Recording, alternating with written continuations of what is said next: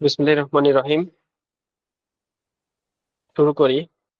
আচ্ছা, গতকালকের ক্লাস নিয়ে কারো কি কোনো কোশ্চেন আছে, বা পরবর্তীতে কোনো কিছু মনে হয়েছে কিনা?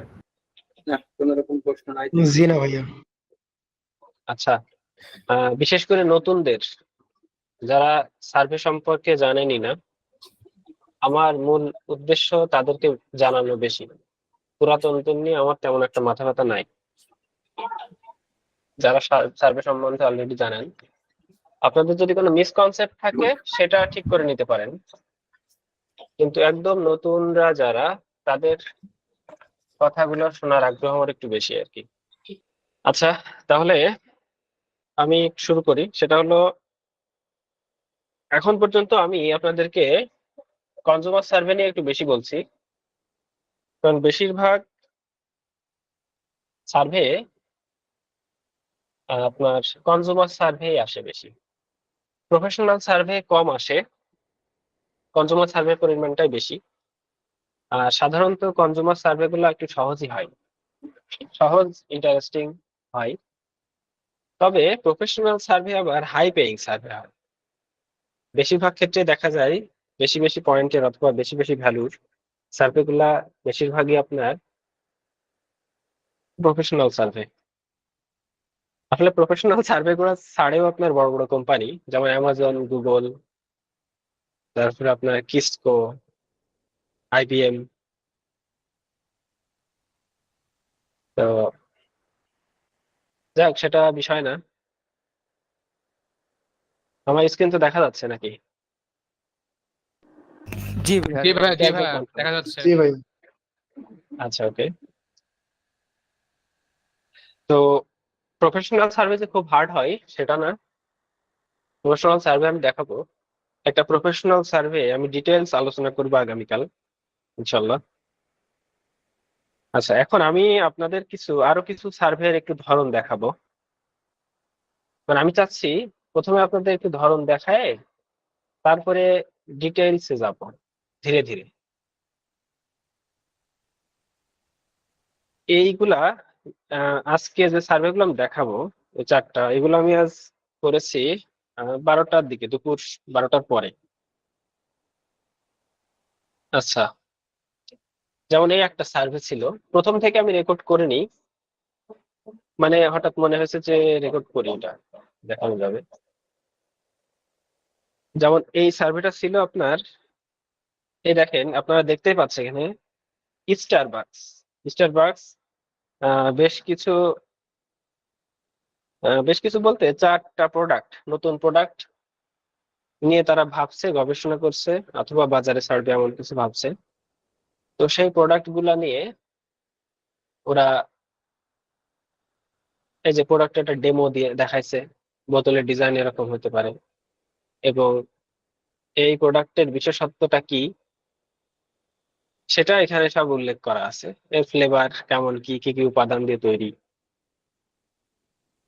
তো দেখেন, আমাকে প্রথমেই বলেছে যে below is a concept for a new food or beverage product. এটা আমাকে একটু কিছু সময় ধরে দেখতে বললো। অনেকে করে কি, এগুলো দেখে না, এরকম আসলো সাথে সাথে নেক্সট করে ক্লিক করে অথবা কন্টিনিউ করে। তো এগুলা করবেন না। এই পেজটা পড়তে যতটুকু সময় লাগে, একটা মিনিমাম সময় দিবেন, সাথে সাথে ক্লিক না করে 20-30 সেকেন্ড একটু সময় দিলেন, যে এইটুকু পড়তে যতটুকু একটা সময় লাগে মিনিমাম। আর যদি না দেন, সাথে সাথে ক্লিক করেন, সেক্ষেত্রে ওভার স্পিডের জন্য সার্ভে থেকে বের করে দেয়। তো এই ওভার আর স্পিডিং করা যাবে না সার্ভেতে। ভাইয়া, তার মানে কি উনি বুঝতেছে যে মানে এআই মানে অন্য একজন ইয়ে করতেছে, তাই তো? এরকম? না, অন্য আরেকজন এরকম না। প্রতিটা পেজে আমি বলেছিলাম প্রতিটা সার্ভেতে এআই বসানো থাকে। এখন এর আগে, আগে বলতে আজ আজ থেকে 2 বছর আগে সার্ভে আরো সহজ ছিল, তখন এতটা জটিল ছিল না। মানে এখন জটিল কি, এই ধরনের কিছু প্রতারণা, আমরা যে প্রতারণা করছি এগুলো ওরা ধরে ফেলে। তো এইগুলো যাতে বেশি বেশি না হয় বা বারবার না হয়, সেজন্য বিভিন্ন টেকনোলজি ব্যবহার করে। এই পেজটা পড়তে কতটুকু একটা সময় লাগবে, এইরকম একটা কমান্ড দেওয়া আছে যে এই পেজটা পড়তে একটা অ্যাভারেজ এরকম সময় লাগবে। তো যখনই দেখবে যে এর কম সময়ে ক্লিক হচ্ছে, তার মানে এই ব্যক্তি পড়ছে না এটা, অথবা মনোযোগ দিয়ে দেখছে না, অথবা এটা কোনো সফটওয়্যার। তো এই জন্য আপনার অ্যাকাউন্ট নষ্ট হতে পারে, অথবা এই সার্ভেটা আপনাকে রিজেক্ট করে দিতে পারে। এই জন্য আমরা ওভার স্পিডিং করবো না, একটা মিনিমাম টাইম এখানে স্পেন্ড করবো। তো আমি এটা একটু জাস্ট পড়ে নেক্সট করলাম।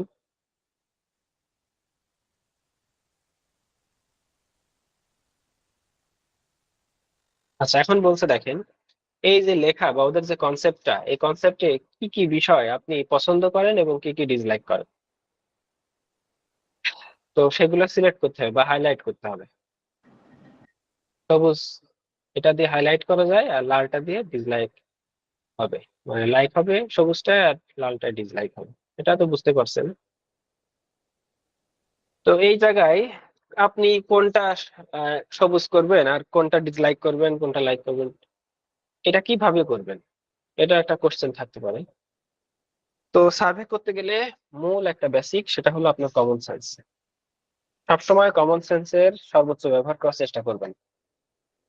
সাপোজ দেখেন এটা একটা নতুন প্রোডাক্ট, সো এখানে একটা নতুন ফর্মুলা তারা দিয়েছে এখানে, তো এটা আপনার সিলেক্ট করতে পারেন।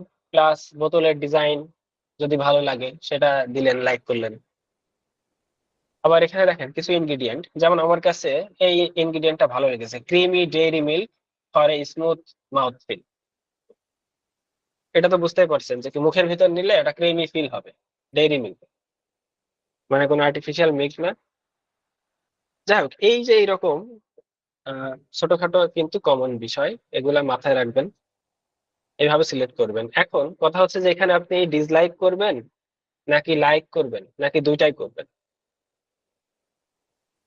চেষ্টা করবেন যে অনেস্ট অ্যান্সার দিতে, মানে আপনার চোখে যদি কোনো কিছু খারাপ লাগে তো সেটা দিলেন, দিতেই পারেন। সবসময় যে আপনাকে পজিটিভ অ্যান্সার দিতে হবে এরকম কোনো মানে নাই, তাহলে তো কোম্পানি অরিজিনাল রিভিউটা পেলো না।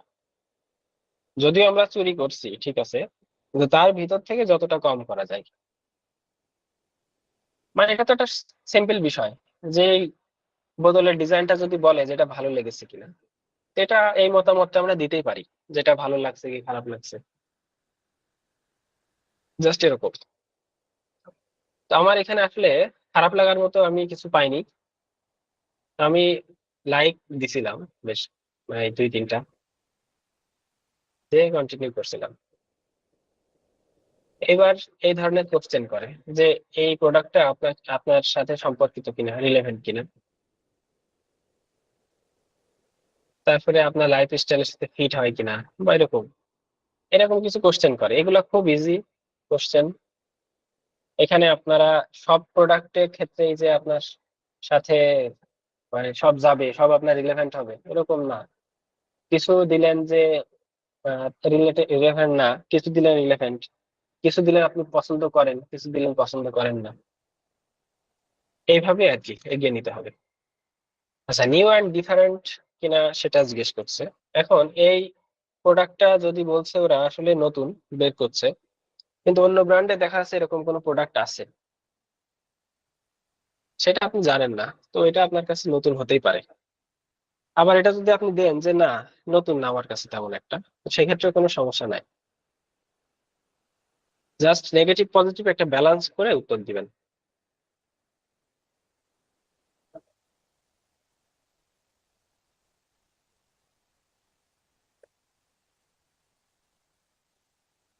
আচ্ছা, আর আরেকটা পরামর্শ আপনাদের জন্য, সার্ভেতে লেখালেখির অপশন থাকে কিছু, যেখানে আপনার মতামত সবসময় যে আপনার ওই যে টিক চিহ্ন অথবা সিলেক্ট করতে বলবে এরকম এরকম থাকবে না। কিছু কিছু কোশ্চেন থাকবে আপনাকে লিখে উত্তর দিতে হবে। যেমন এই একটা কোশ্চেন দেখেন, এখন এই সার্ভে ইন্ডাস্ট্রি এরা বলে দেয় কিছু কিছু সার্ভেতে, অথবা আমাদেরকে বলে যে আপনার চুজ করার যে অপশন গুলো বা অ্যান্সার গুলো, সেগুলা কম্পিউটার অথবা কোনো সফটওয়্যারের মাধ্যমে দেখা হলেও যেগুলা লেখা কোশ্চেন থাকে সেগুলোর অ্যান্সার ম্যানুয়ালি দেখা হয়, মানে কোনো একটা মানুষ ম্যানুয়ালি বসে সেই উত্তরগুলো দেখে। সো এই উত্তরগুলো পারফেক্ট হওয়ার বা পারফেক্ট দেওয়ার চেষ্টা করবেন, যাতে করে মনে না হয় যে আপনি উল্টাপাল্টা অ্যান্সার করছেন অথবা আপনি সঠিক লোক না। যাই হোক, এখন এখানে আমাকে বলছিল যে এই প্রোডাক্টটা আমি অন্য কোনো প্রোডাক্টের পরিবর্তে কিনবো কিনা, আর যদি কিনি তাহলে সেটা কি হবে। আমি এখানে লিখছিলাম যে এই প্রোডাক্টটা আমি অন্য কোনো প্রোডাক্টের বিপরীতে কিনবো না, এটা আমার একটা অ্যাডিশনাল একটা প্রোডাক্ট হবে। আমি বর্তমানে যা গ্রহণ করি বা খাই সেই প্রোডাক্টের সাথে এটা অ্যাডিশনাল হিসেবে কিনবো আমি। তো এটা লিখলাম ওইভাবে। এইভাবে আমাকে 4টা প্রোডাক্টের কনসেপ্ট দেখায় এবং ওই যে কোশ্চেন গুলা করছিল প্রোডাক্ট দেখানোর পরে ওই একই রকম কোশ্চেন করে। তো যাই হোক, এটা খুবই ইন্টারেস্টিং এবং সহজ সার্ভিস ছিল। আচ্ছা, তো এইভাবে এই সার্ভেটা শেষ হয়। খুবই ইন্টারেস্টিং একটা সার্ভিস ছিল। আহ, তো এই লাস্টে যে আমি বলছিলাম না যে ডেমোগ্রাফিক কোশ্চেন করে, খুব কমন ডেমোগ্রাফিক কোশ্চেন, যে আপনার বাচ্চা আছে কয়টা, আপনি ম্যারিড কিনা, আপনার বয়স কত, কোন শহরে থাকেন, অথবা আপনার জিপ কোড কি। এগুলা সার্ভে শেষের দিকে এই কোশ্চেন গুলা করে এবং সার্ভে শুরুতে এগুলা করে। আর এটা জিজ্ঞেস করে যে জাতের কথা, যে আপনি কোন জাতি। তো আমরা সাধারণত হোয়াইট এবং হিস্প্যানিক দিই। এই ব্যাখ্যাটা আমি আজকে করে দেবো আপনাদেরকে, যে আমরা এই দুই জাতি কেন দিই এবং জাতিটা আসলে কি। সাদা মানুষ। এটা একটু মাথায় রাখবেন, এটা কাজে দিবে। আচ্ছা, এটা 62 সেন্টের একটা কাজ ছিল। আজকে যেহেতু ছুটির দিন ছিল, আজকে একটা ছোট ছোট সার্ভে করছি। তবে ছোট ছোট সার্ভে হলেও এগুলা বেশ দ্রুত সময়ে শেষ হয়ে যায়। এই সার্ভেটা যেমন আমার করতে লাগছিল কত, ওই 15-16 মিনিটের মতো। তো আচ্ছা, একটা গেল। আর একটা দেখাই, এটা আপনার একটা ভিটামিন, বাচ্চাদের ভিটামিন প্রোডাক্ট নিয়েছিল। আপনার যে আমরা যে প্রোফাইলে বাচ্চা রাখি 2-3টা, এগুলো রাখার উদ্দেশ্য কিন্তু সার্ভে পাওয়া। আপনার প্রোফাইলে যদি কোনো বাচ্চা নাই, যদি দেন যে আপনার বাচ্চা নাই, হাজবেন্ড ওয়াইফ থাকেন, তাহলে বেবি ফুড, তারপর বাচ্চাদের জামা কাপড় থেকে শুরু করে ডায়াপার, ওষুধ, এই ধরনের সার্ভে গুলো আপনি পাবেন না। এই জন্য প্রোফাইলে আমরা বাচ্চা রাখি এবং 2-3টা রাখি, একটা 1 বছর কি 2 বছরের, একটা 8-9 বছরের, আর একটা 14-15 বছরের, এরকম আর কি। এরকম রাখলে সুবিধা হলো ছোট বাচ্চাদের জন্য আপনি ডায়াপার, তারপরে বিভিন্ন খেলনা, এই ধরনের সার্ভে পাবেন। 8-9 বছর এদের জন্য আপনার স্কুল আইটেম যেগুলো থাকে, ব্যাগ ট্যাগ এগুলা, অথবা ছোট গেমস টেমস এগুলা। আর 14-15 বছর এদের জন্য আপনার বিভিন্ন ধরনের টিভি শো, মুভিজ, গেম, এই ধরনের সার্ভিস গুলো পাওয়া যায়। তো যাই হোক, এই সার্ভেটা ওরকম একটা ইন্টারেস্টিং সার্ভিস ছিল। আমাকে 12টা পেজ দিছিল এরকম। তো এখান থেকে সাপোজ এটা ধরেন একটা অনলাইন একটা ওয়েবসাইট, সেই ওয়েবসাইটে আপনাকে কিনতে বলছে। তো আপনি জাস্ট এখান থেকে এরকম একটা প্রোডাক্ট কিনবেন, খুব সিম্পল টাস্ক।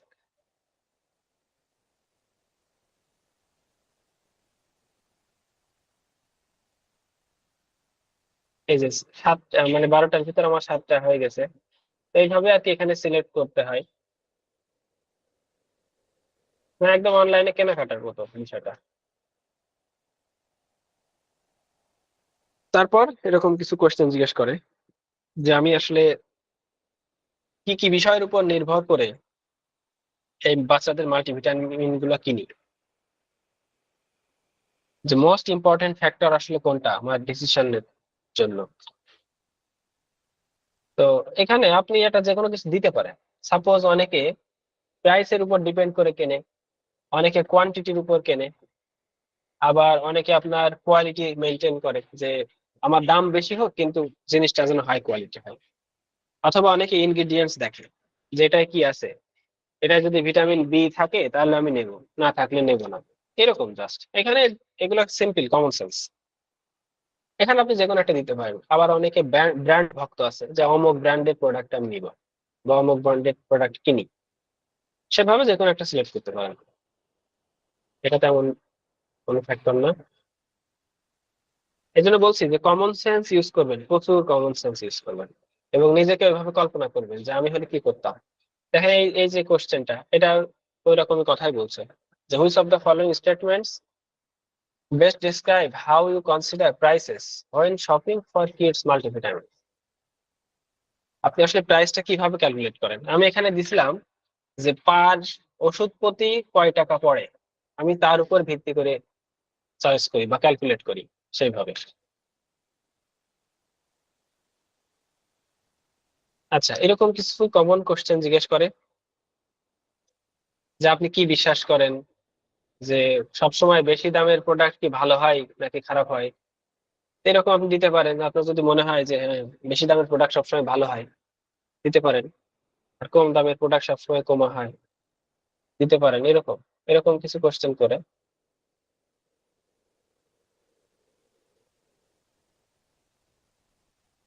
আচ্ছা, এরকম কিছু সহজ কোশ্চেন ছিল। এই সার্ভেটা আসলে অনেক ছোট, কিন্তু আমি যখন করছিলাম ওই আমার বাচ্চাটা আসছিল, এই জন্য ওর সাথে একটু খেলা করতে গিয়ে সময় বেশি লেগে গেছে।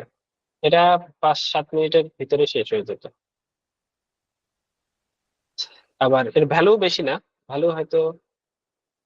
আচ্ছা, এই যে একটা বিষয় দেখেন, শ্রিঙ্কফ্লেশন, এটা জানেন কিনা আপনারা? জানেন, কিন্তু ওটার নাম যে শ্রিঙ্কফ্লেশন এটা হয়তো জানেন না। আমার কথা কি শোনা যায়? জি। আচ্ছা, এরকম হয় না ইদানিং কালে দেখা যাচ্ছে আমাদের যে প্রোডাক্টের দাম ঠিক আছে, কিছু কিছু কোম্পানি এরকম করেছে, কিন্তু প্রোডাক্টের ওজন কমিয়ে দিয়েছে। সাপোজ যদি বলি যে ঋণ কোম্পানি আগে দেখা যাচ্ছে 60 টাকায় হাফ কেজি দিত, এখন দাম সেই একই রেখে 60 টাকা, কিন্তু এখন দিচ্ছে হলো 400 গ্রাম। কারণ প্রোডাক্টের দাম বেড়েছে কাঁচামালের, সে কারণে ওরা করেছে কি আপনার দাম না বাড়িয়ে ওজন কমিয়ে দিয়েছে। তো এটাকে শ্রিঙ্কফ্লেশন বলে। তো দেখেন এই বিষয়টা আমিও জানতাম না যে শ্রিঙ্কফ্লেশন আসলে এটা কি। তো এটা আমি আবার একটু সার্চ করলাম গুগলে। তো এখানে এটা দেখা যাচ্ছে যে in economics shrinkflation also known as package downsizing or weight out, মানে প্যাকেজ বা প্যাকেট ছোট করে ফেলে অথবা ওজন কমিয়ে দেয়, এটাকে শ্রিঙ্কফ্লেশন বলে। যাই হোক, এটা জিজ্ঞাসা করলো যে আমি জানি কি জানি না, অথবা ফ্যামিলিয়ার কিনা। আমি দিলাম একটু ফ্যামিলিয়ার।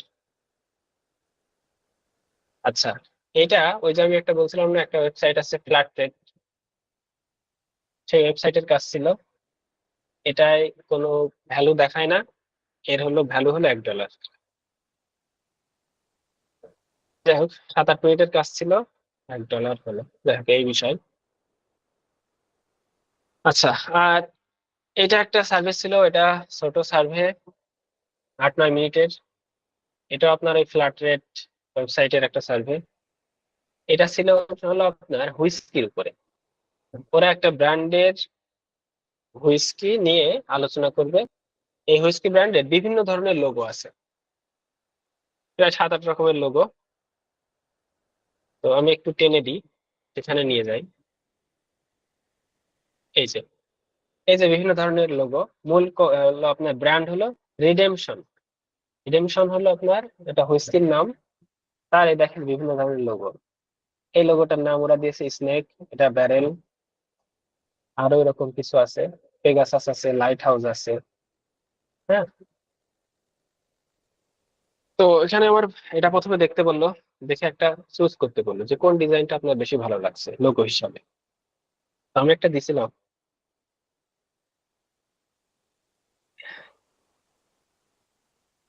এখন দেওয়ার পরে ওরা কিছু কোশ্চেন করবে। এখন বলছে দেখেন, এই নেম গুলা আপনার পছন্দ অনুযায়ী সাজাইতে বলছে। ঠিক আছে, তো এগুলা এই যে ব্লক করে মানে হোল্ড করে এইভাবে উপর নিচে একটু সাজাবেন। এখন এখানে কিন্তু কোনো ধরা বাঁধা নিয়ম নাই, আপনার যেটা ইচ্ছা সেটা আপনি উপরে দিতে পারেন, যেটা নিচে দিতে পারেন। এর জন্য আপনাকে সার্ভে থেকে বের করবে না। ওরা আসলে জানতে চায় যে মানুষ কোনটা বেশি পছন্দ করছে, কোন নামটা বা কোন লোগোটা, এটা আর কি মূল উদ্দেশ্য। আচ্ছা, তো এই বিশেষ করে এই লোগোটার উপরে ওরা শুনবে আমার কাছ থেকে।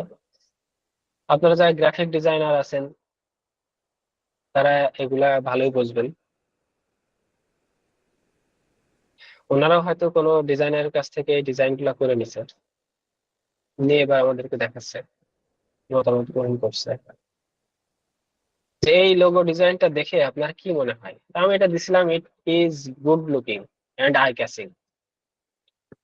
এখন আমাদের এখানে গ্রামারলি দেওয়া আছে, দেখেন। আমি যদি কোনো গ্রামেটিক্যাল কোনো ভুল করি, কোনো বানান অথবা কোনো হাইফেন কমা, সেগুলা সংশোধন করে দেয় এইভাবে। ওরা সেই ভুলটার নিচে এরকম লাল আন্ডারলাইন করে, তার উপরে ক্লিক করলে এইভাবে মানে সঠিকটা হয়ে যায়। আমি এখানে ভুল করছিলাম কি, গুড লুকিং এর মাঝখানে একটা হাইফেন মানে। আচ্ছা, তো আমি এখানে আমার একটা মতামত দিলাম। ওরা আবার লোগোটা দেখালো, দেখিয়ে বলছে লোগোটা আসলে আপনার পছন্দ হয়েছে কিনা। আমার কাছে ভালোই লাগছিল।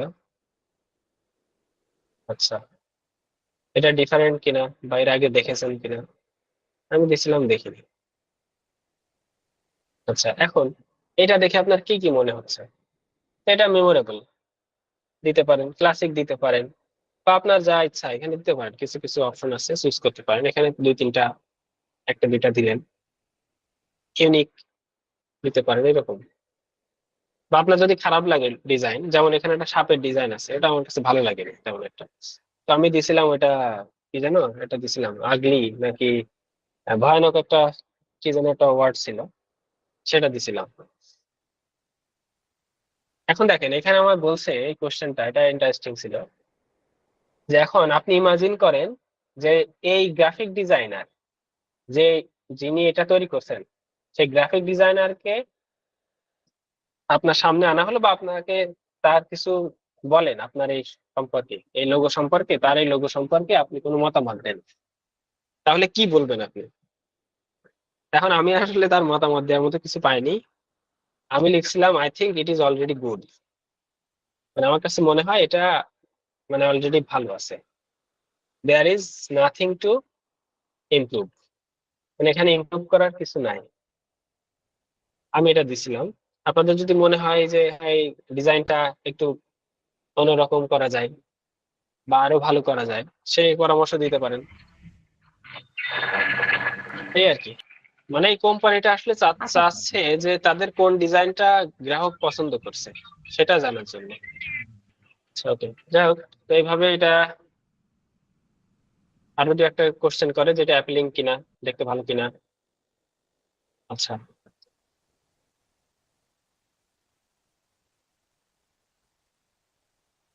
এখানে একটা কোশ্চেন করে যে এই ব্র্যান্ড সম্পর্কে, এই লোগোটা যদি এই ব্র্যান্ডে সাথে যায় কিনা বা সেট হয় কিনা, বা কোনো ধরনের মতামত যদি আপনার থাকে সেটা প্রকাশ করেন।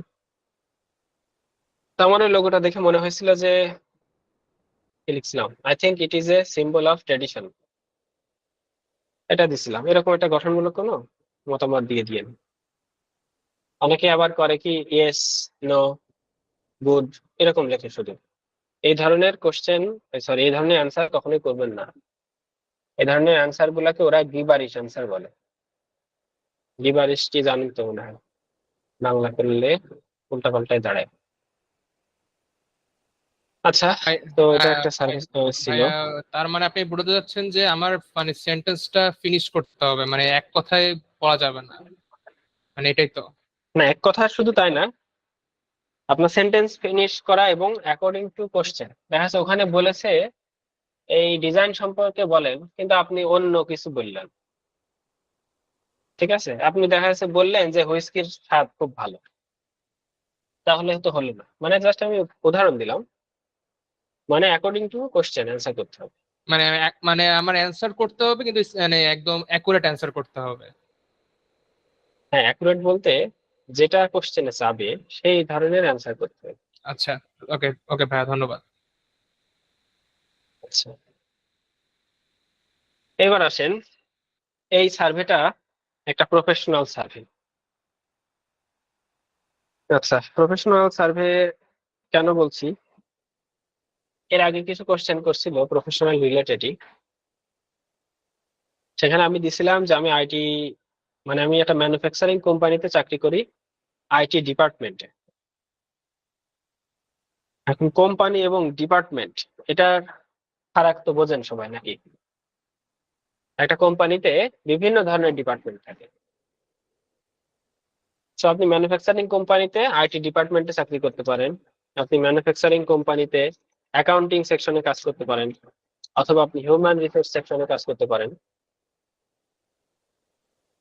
তো আমি দিছিলাম আমি আইটি সেক্টরে কাজ করি এবং আমি আইটি ডিরেক্টর, অথবা আমি সিকিউরিটি, আইটি সিকিউরিটির প্রধান, এরকম। তো আমাকে কিছু কোশ্চেন জিজ্ঞেস করছে যে, এই যে in your opinion, is your IT security stack future ready, মানে ভবিষ্যতের জন্য আমার আইটি সিকিউরিটি স্ট্যাক রেডি কিনা। তো আমি লিখছিলাম ইয়েস ইট ইজ।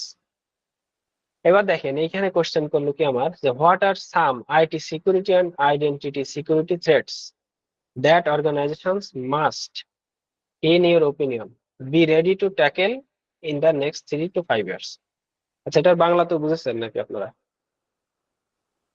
জি ভাইয়া, বুঝেছি এটা।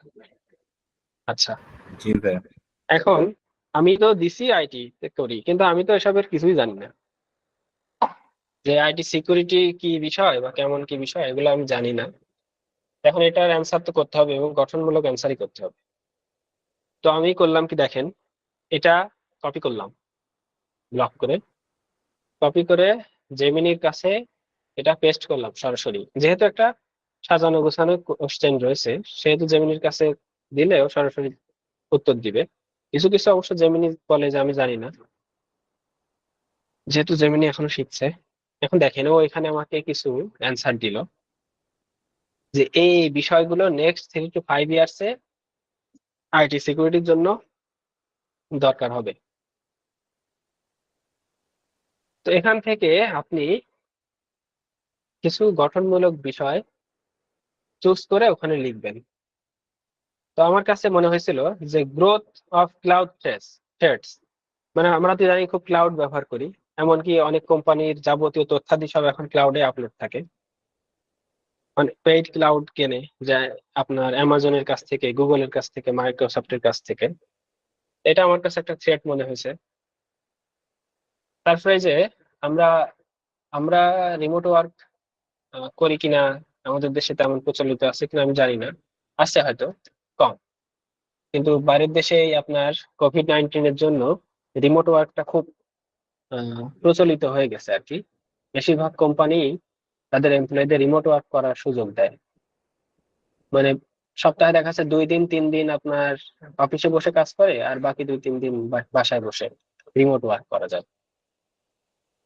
তো এই রিমোট ওয়ার্ক করতে গিয়ে সিকিউরিটি একটু হ্যাম্পার হইতেই পারে, কারণ অফিসের কনফিডেন্সিয়াল বিষয়গুলা সেখানে লিক হতেই পারে।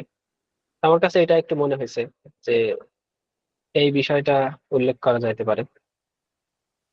এরকম আমি এখান থেকে প্রথমে দুইটা নিয়ে লিখছিলাম। দেখেন, আমি কিন্তু কপি করিনি, হ্যাঁ, কপি করতে মানা করি, কপি করবেন না। এখানে আমি দুইটা বিষয় উল্লেখ করে লিখছিলাম, কিন্তু ওদের একটা রিকোয়ারমেন্ট ছিল।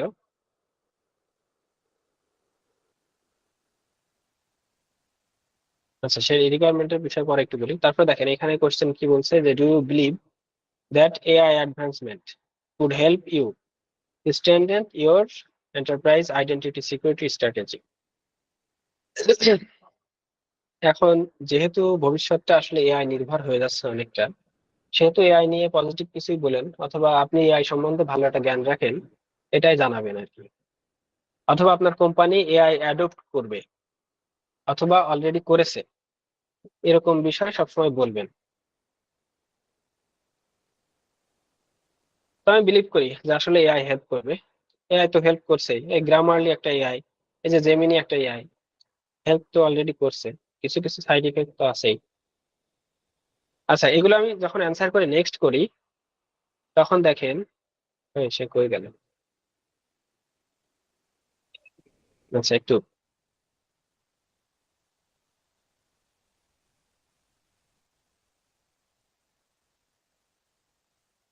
তো এখানে আমার কাছে জিজ্ঞেস করছে যে আমি, ওরা ভবিষ্যতে আমার সাথে যোগাযোগ করবে কিনা বা করতে পারে কিনা।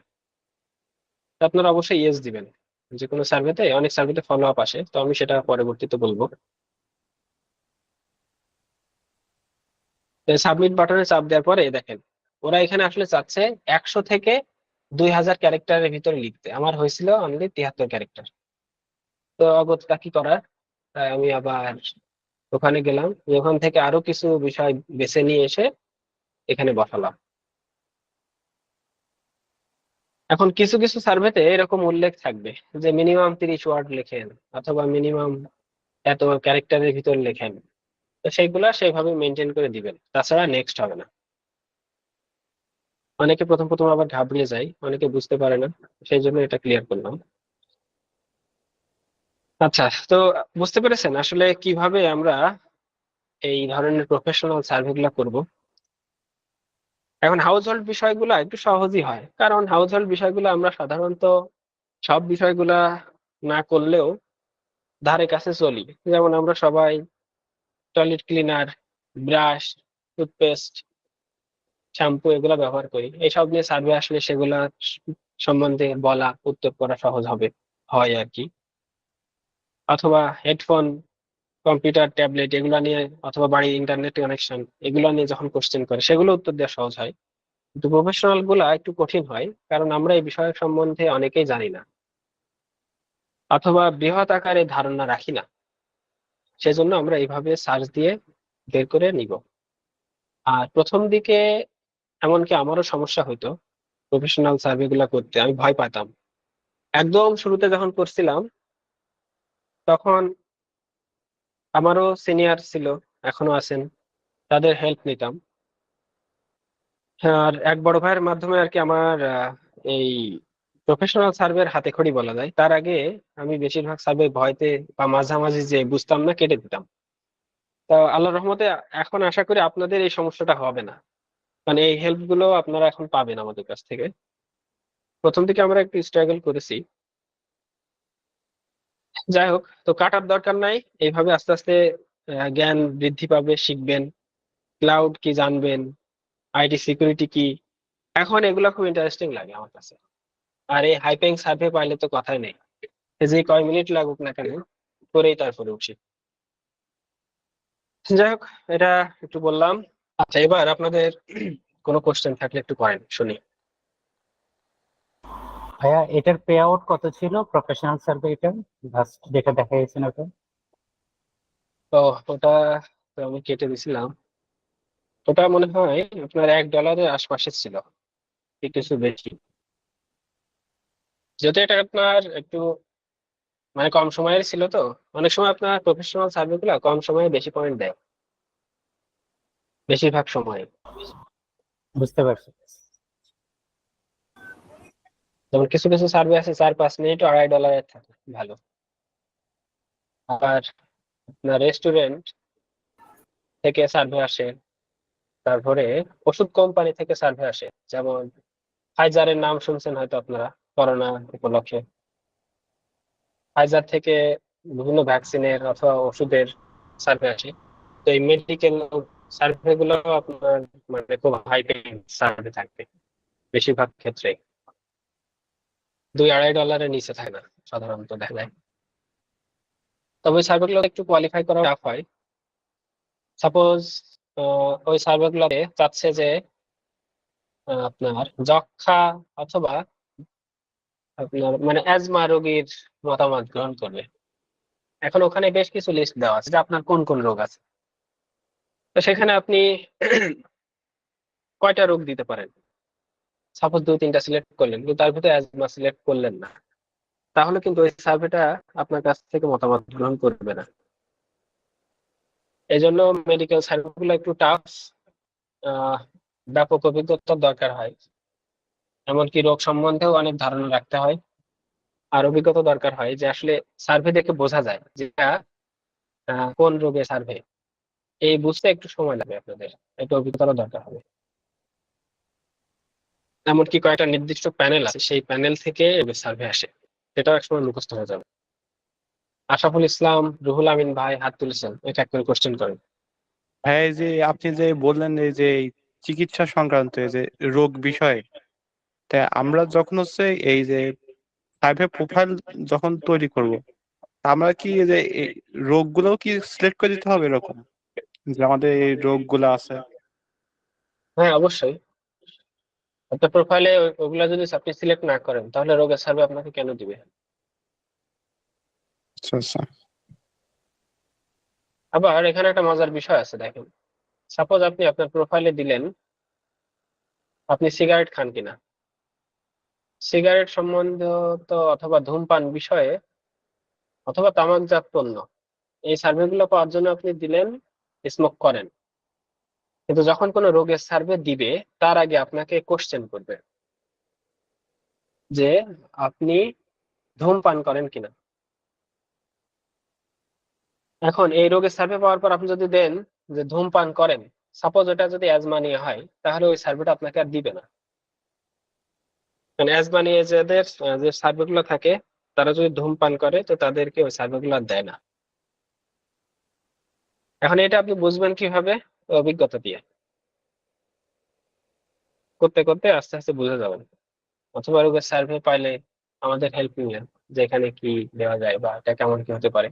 আমরা যা বলবো সাথে সাথে সেটা যে সঠিকই হবে এরকম না, আমরা ধারণা দিব যে ভাই এখানে আহ মনে হচ্ছে যে এটা দিলে আপনার সার্ভেটা কোয়ালিফাই করতে পারে, অথবা এই রোগের সার্ভে হতে পারে। কারণ আমরা যেহেতু ধারণা করি, বেশিরভাগ ক্ষেত্রে অভিজ্ঞতার কারণে ধারণা মিলে যায়। কারণ সবসময় তো আর এক রোগের হয় না, একরকম রোগ নিয়ে সার্ভে আসে না, বিভিন্ন ধরনের রোগ আসে। আবার আপনার প্রোফাইলে আপনি যদি 7-8 রকমের রোগ দিয়ে রাখেন, সেটাও কিন্তু ইললজিক্যাল। ইললজিক্যাল কিভাবে? আপনি দেখা যাচ্ছে দিলেন আপনার ক্যান্সার আছে, আপনার ক্যান্সারের ভিতরে 2-3টা সিলেক্ট করলেন, আপনার ব্লাড ক্যান্সার, আপনার কোলন ক্যান্সার। আবার দিলেন ডায়াবেটিস আছে, আপনার মাথায় ব্যথা, আপনার হার্ট অ্যাটাক হয়। এখন আপনি বলেন এতগুলা রোগ নিয়ে কোনো মানুষ বাঁচতে পারে? বাঁচবে? এই জন্য যেটা আপনার স্বাভাবিক শোনা যায় বা সত্য বলে মনে হয়, এইভাবে প্রোফাইলটা সাজাইতে হয়। আমরা সাধারণত এগুলো বলে দিব, বা রোগ নিয়ে যখন কথা বলবো, বিস্তার আলোচনা করব, তো একটু বলে দিই। সাধারণত এই ক্ষেত্রে আমরা কমন কিছু রোগ, সাপোজ ধরেন কমন রোগের ভিতরে আমরা কি কি রাখতে পারি? ডায়াবেটিস একটা কমন রোগ ইদানিং কালের। তারপরে কি একজিমা, আর্থাইটিস, অথবা আপনার ব্যাক পেইন, মাইগ্রেন, অথবা আপনার চোখের বিভিন্ন ধরনের সমস্যা, যেমন ড্রাই আই। ঠিক আছে, এই ধরনের 2-3-4টা মতো রোগ আমরা লিস্টে রাখবো। জি ভাই, ব্লাড আর প্রেশার কিছু কিছু, হ্যাঁ, কিছু কিছু স্পেসিফিক রোগের জন্য সার্ভে আসে, সেগুলোর জন্য আলাদা কোশ্চেন করে। জাস্ট সেগুলো শুধু অপশনই থাকে যে আপনার কোন ধরনের ক্যান্সার আছে, তার মানে ওই সার্ভেটা ক্যান্সার নিয়ে হবে। আবার কিছু কিছু সার্ভে আছে যে বোঝাই যায় যে এটা মনে হয় ডায়াবেটিস নিয়ে কোশ্চেন করবে, মানে ডায়াবেটিস রিলেটেড। সেখানে দেয় টাইপ 2 ডায়াবেটিস কি টাইপ 1 ডায়াবেটিস, অথবা ডায়াবেটিসের কারণে যে বায়ের রোগ হয়, ডায়াবেটিসের কারণে যে চোখের সমস্যা হয়, সেইগুলা। এগুলো দেখে বোঝা যায়। এগুলো নিয়ে বিস্তার আলোচনা হবে ধীরে ধীরে। আচ্ছা, যারা নতুন আছেন তাদের কাছে কি কঠিন মনে হচ্ছে বা মাথার উপর দিয়ে যাচ্ছে এমন কিছু? এই দেখেন, এই যে একটা ইয়ে দেখতে পাচ্ছেন, কোশ্চেন। জি ভাই, দেখতে পাচ্ছি।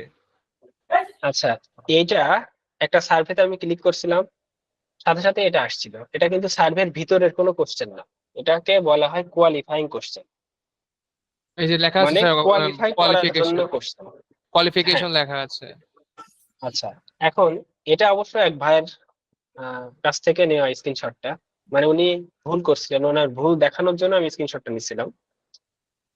এই যে এখানে দেখেন বলছে, do you adhere to one or more of the following diets or dietary restriction, মানে আপনার কি কোনো ডায়েট রেস্ট্রিকশন আছে কিনা। এই ধরনের কোশ্চেন গুলো কখন করে জানেন? সাধারণত বিভিন্ন ফুড কোম্পানি অথবা কোনো রেস্টুরেন্টের সার্ভিস যখন আসে বা দিবে, তার আগে এই ধরনের কোশ্চেন করে। সাপোজ ধরেন আপনার ডায়েট রেস্ট্রিকশন আছে, আপনি গ্লুটেন ফ্রি ডায়েট করেন, অথবা আপনি কিটো ডায়েট করেন, অথবা আপনি লো ক্র্যাব, অথবা আপনি শুধু হালাল খান, অথবা লো সুগার লো ফ্যাট এগুলো মেনটেন করেন। তাহলে সাপোজ একটা বিস্কুট কোম্পানি তার একটা নতুন বিস্কুট সম্বন্ধে আপনাকে জানাবে, তো বিস্কুটে সুগার আছে, ফ্যাট আছে। এখন আপনি যদি এই ধরনের ডায়েট মেনটেন করেন, তাহলে ওই কোম্পানির তো আর আপনার কাছে প্রোডাক্ট দেখিয়ে বা আপনার কাছ থেকে জানার মতো কিছু নাই, কারণ আপনি তো ওই মানে ধরনের আমার লাভ প্রোডাক্টের নাই গ্রাহক তো, না। লাভ নাই হ্যাঁ, আমার।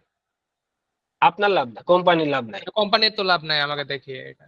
হ্যাঁ, আপনাকে দেখিয়ে, কারণ আপনাকে আপনি কি মতামত দেবেন? কারণ আপনি তো সবসময় রেস্ট্রিকশনে থাকেন, আপনি তো ওই বিস্কুট খান না। আমি জাস্ট উদাহরণ দিলাম এটা, বুঝছেন? সাপোজ একটা রেস্টুরেন্ট আপনার মিট, মানে মাংসের তৈরি পণ্য বিক্রি করে, আপনি এখানে দিলেন আপনি ভেজিটেরিয়ান, তখন তো তাহলে আমাকে ওই তাহলে তো সমস্যা হয়, ইলজিক্যাল ওই এটা আমাকে রেস্টুরেন্ট তো তাহলে আপনার কাছ থেকে কি শুনবে বলেন? বা তাদের ওই প্রোডাক্টটা দেখে আপনার কাছ থেকে কি মতামত নেবে? এই জন্য হ্যাঁ, এই ধরনের কোশ্চেনে আপনি কখনো দিবেন না যে আমি কোনো ডায়েটারি রেস্ট্রিকশন আছি, এবং এটা নোট করে রাখেন, এটা খুব কমন একটা কোশ্চেন, এবং নতুনরা সবাই ভুল ভুল করে এটা। তারা মনে করে যে ডায়েট রেস্ট্রিকশন দিলে মনে হয় ভালো হবে, কিন্তু এটা ভালো খারাপের বিষয় না, এটা হলো এই ফ্যাক্টর।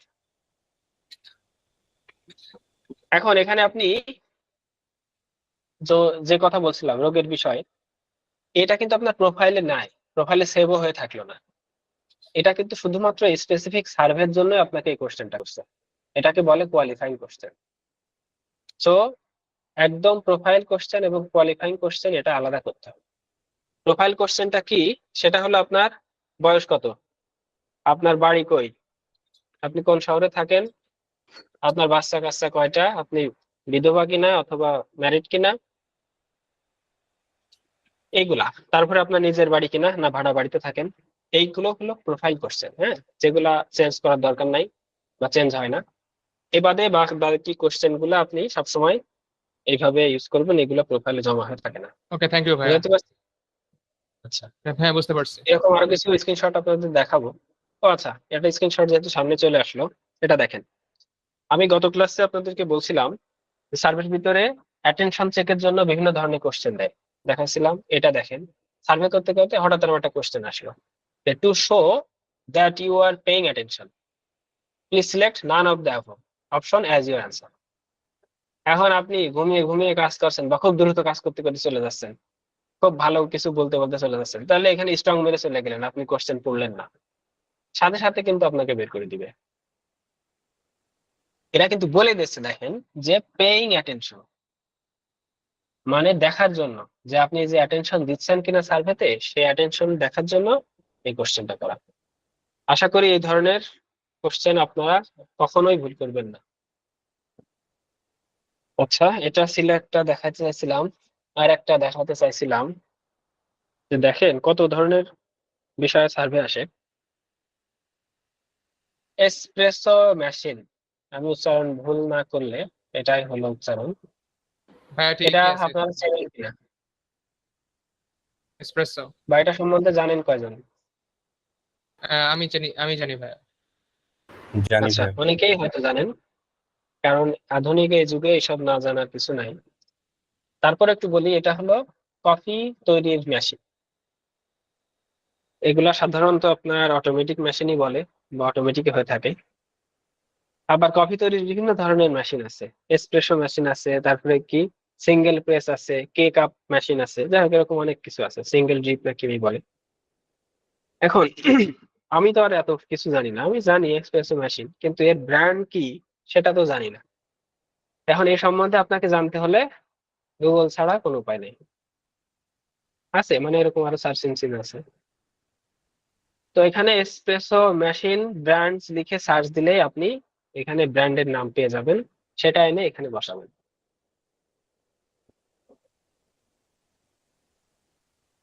তো এটা এজন্য দেখাইছিলাম যে আসলে বিভিন্ন ধরনের বিষয় নিয়ে সার্ভে আসে, কিছু কিছু ইনস্ট্যান্ট ভাই জ্ঞান রেখে দিলেন। সাপোজ ধরেন আজকে আমি এটা সার্চ দিচ্ছি, আমার কিন্তু আশা করি যে আগামী 2-3 মাস এটা আমার মনে থাকবে এই ব্র্যান্ড সম্বন্ধে।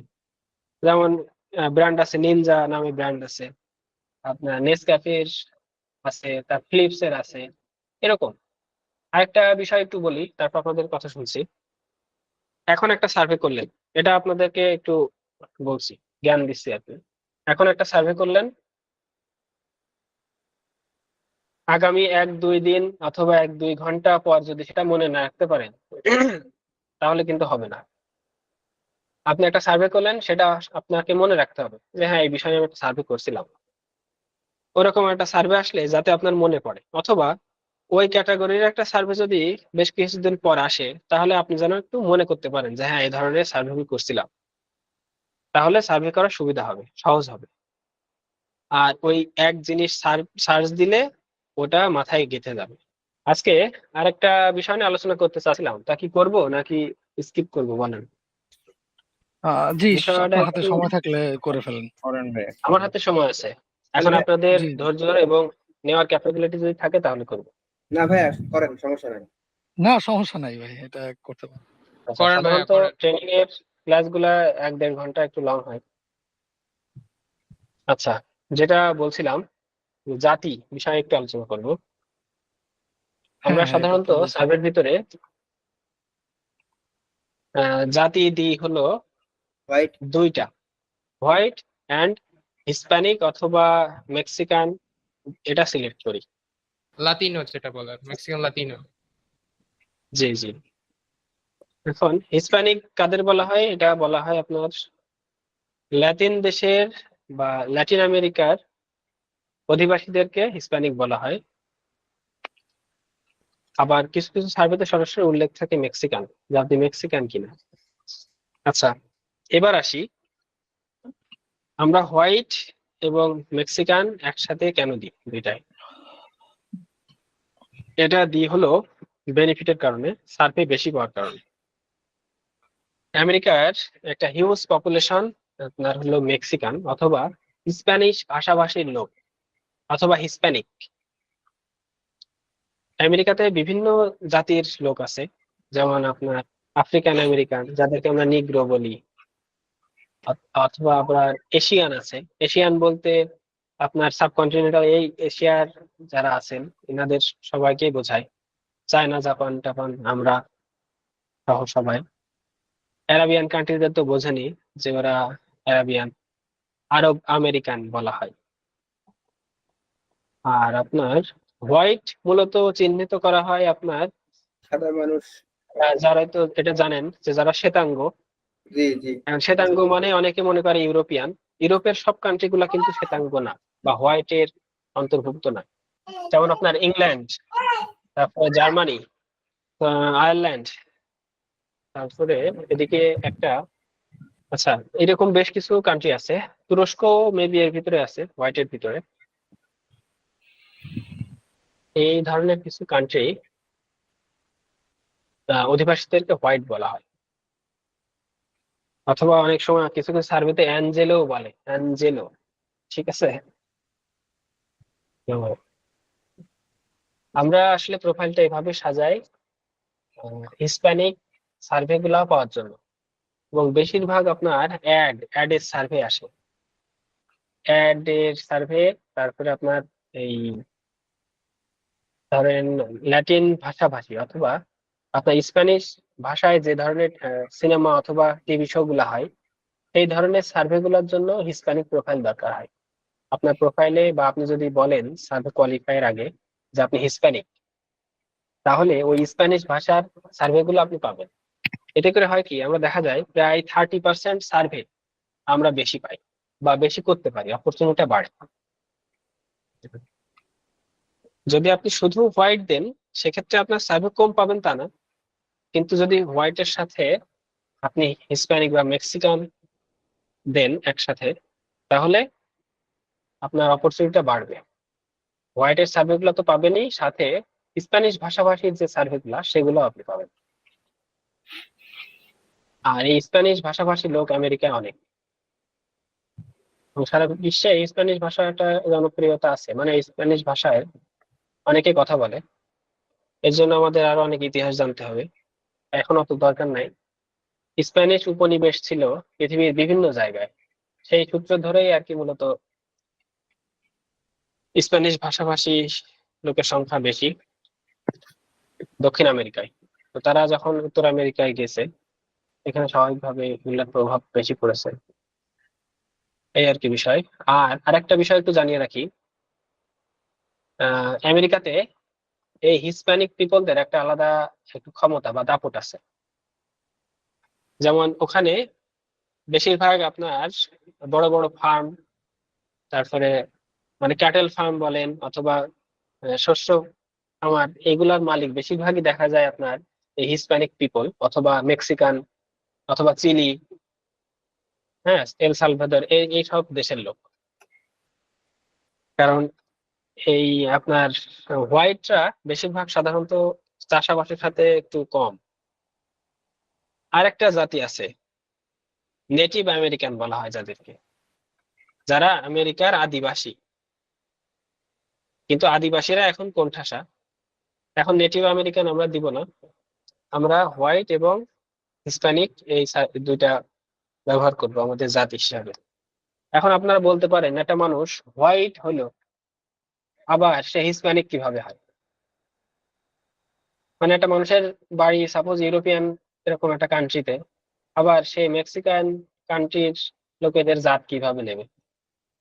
এখন এক্ষেত্রে আমরা জাস্ট আমাদের ভাবার জন্য, যদিও সার্ভের ভিতরে এগুলো জিজ্ঞেস করে না, কিন্তু আমরা আমাদের একটা কনসেপ্ট দাঁড় করাইছি এইভাবে: আপনার মা অথবা বাবার কেউ একজন হোয়াইট এবং মা অথবা বাবার কেউ একজন হিসপ্যানিক, এই জন্মসূত্রে আপনি হোয়াইট এবং হিসপ্যানিক দুইটাই। আর যেহেতু আপনার পরিবারের একজন হিসপ্যানিক, সে স্প্যানিশ ভাষায় কথা বলে, সেহেতু আপনিও স্প্যানিশ ভাষায় কথা বলতে পারেন এবং স্প্যানিশ ভাষায় খবরের কাগজ পড়েন, টিভি দেখেন, অ্যাড দেখেন স্প্যানিশ ভাষার, এই আর কি বিষয়। আর আমি হিসপ্যানিক সার্ভেও দেখাবো, তখন আরো ক্লিয়ার হবে। আচ্ছা, এই কনসেপ্ট বুঝতে অসুবিধা আছে কার বলেন? না সমস্যা নেই। এটা একটু জটিল কিন্তু। একটু না সমস্যা ভাইয়া, হলো ঠিক আছে, সমস্যা নেই।